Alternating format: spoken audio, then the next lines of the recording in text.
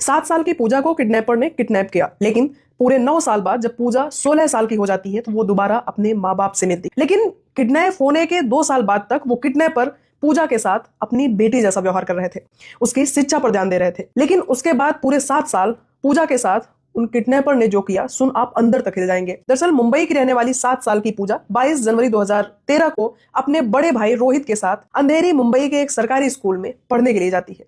रास्ते में ही पूजा और उसके बड़े भाई रोहित के बीच जेब खर्च को लेकर झगड़ा हो जाता है, जिससे पूजा नाराज होकर स्कूल के बाहर गेट के पास ही कुछ दूरी पर बैठ जाती है। पूजा वहां चुपचाप बैठकर रो रही थी। तभी वहां से हैरी डिसूजा और सोनी डिसूजा नाम के पति पत्नी जा रहे थे। उनकी नजर पूजा पर पड़ती है। वो पूजा के पास जाते हैं और पूछते हैं क्यों रो रही हो, जिस पर पूजा बताती है मेरा भाई मुझे कुछ खाने को नहीं दिलाया।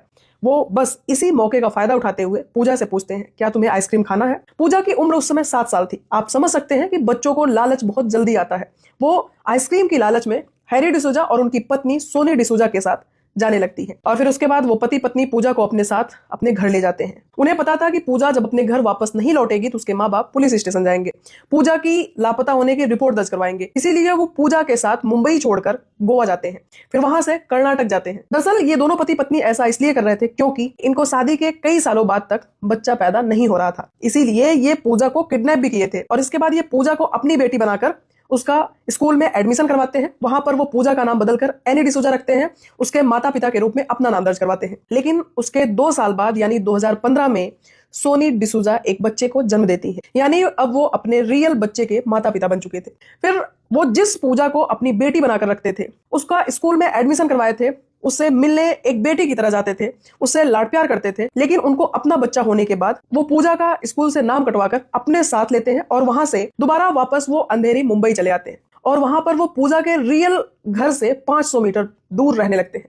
पहले जब तक उनका अपना बच्चा छोटा था यानी 2 से 3 साल तक पूजा को अपने ही घर पर नौकर बनाकर रख रहे थे, उससे झाड़ू पोछे से लेकर घर के सभी काम करवाते थे। लेकिन जब वो 8-9 साल की पूजा घर के काम करके थक जाती थी तो सोनी डिसूजा जो थी उसे फिजिकल टॉर्चर करके काम करवाती थी। फिर जब हैरी डिसूजा और सोनी डिसूजा को अपने बच्चे को पालने के लिए पैसों की कमी पड़ने लगी तो ये लोग पूजा को एक बिजनेसमैन घर में केयर टेकर के रूप में नौकरी पर रखवा देते हैं। लेकिन एक दिन जब हैरी डिसूजा रात में ड्रिंक करके अपने घर आता है और इधर जो पूजा थी वो भी बहुत उदास थी, वो उनसे पूछती है मम्मी पापा मुझे दूसरों के घर में काम करने के लिए क्यों भेजते हैं। तो ड्रिंक किया हुआ हैरी डिसूजा पूजा के सामने सच बता देता है। वो कहता है तुम मेरी असली बेटी थोड़ी हो, तुमको तो मैंने किडनैप किया था, तुम्हारे माँ बाप कोई और हैं। पूजा को पहली बार पता चलता है कि वो इनकी असली औलाद नहीं है और तब तक पूजा की उम्र लगभग 16 साल हो चुकी थी। वो उनकी चोरी से मोबाइल लेती है, पूजा मिसिंग केस सर्च करती है, वहां से उसको एक पोस्टर मिलता है जिसपे 4 नंबर ऐड थे, उसमें से 3 नंबर स्विच ऑफ थे। लेकिन उसी पोस्टर पर एक ऐसा नंबर था जो नंबर अब भी चालू था।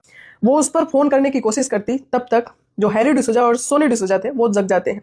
वो चुपचाप उनका मोबाइल वहां पर रख देती है और जिस बिजनेसमैन के घर पर पूजा केयर टेकर के रूप में काम कर रही थी उसी कॉलोनी में एक प्रमीला देवेंद्र नाम की केयर टेकर और भी काम कर रही थी। उससे पूजा की अच्छी खासी दोस्ती हो चुकी थी। फिर वो प्रमीला से बताती है कि जो मेरे ये माँ बाप हैं ये मेरे रियल माँ बाप नहीं है, मेरे माता पिता कोई और है। फिर वो प्रमीला को सारी बात बताती है। प्रमीला भी यूट्यूब पर पूजा मिसिंग केस सर्च करती है और उसके बाद उसको वही पोस्टर मिलता है। फिर उसमें से जो चौथा नंबर चालू था उस पर वो फोन लगाती है, जो नंबर पूजा के असली माँ बाप के पड़ोसी रफीक का फोन नंबर था। उस पर वो फोन करती है और पूछती है क्या आपके घर से कोई लड़की लापता हुई है। तो वो बताता है नहीं मेरे घर से तो नहीं लापता हुई है, लेकिन मेरे पड़ोसी की बेटी 2013 में लापता हुई थी। वो कहते हैं ठीक है आप फोटो भेजिए। फिर प्रमीला देवेंद्र पूजा की फोटो क्लिक कर रफीक के पास भेजती हैं और जैसे ही रफीक वो फोटो पूजा के असली माँ बाप को दिखाते हैं वो कहते हैं हाँ ये मेरी बेटी है, ये तो काफी बड़ी हो चुकी है लेकिन इसका चेहरा आज भी हम लोग पहचान पा रहे हैं। और फिर पूजा 4 अगस्त 2022 के रात 8:30 बजे अपने असली माता पिता से मिलती है। सोचिए पूजा कितनी चेंज हो गई थी।